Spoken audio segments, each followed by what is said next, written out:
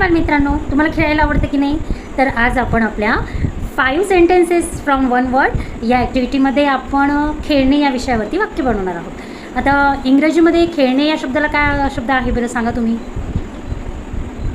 हां, इंग्रजीमध्ये खेळणे या शब्दाला प्ले म्हणतात. काय म्हणतात? प्ले. तर आज आपण प्ले या शब्दापासून काही वाक्य बनवणार आहोत. तर आपलं पहिलं वाक्य आपण आज बनवूया. I like to play cricket. मला क्रिकेट खेळायला आवडतं.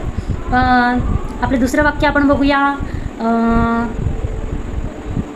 The childrens were playing in the park. मुलं बागेत खेळत होती. हे आपलं दुसरं वाक्य आहे. त्याच्यानंतर आपण तिसरं वाक्य बनवूया. They play basketball every Sunday. ते प्रत्येक रविवारी बास्केटबॉल खेळतात.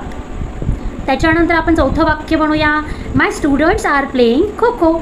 माझे विद्यार्थी खो खो खेळत आहेत.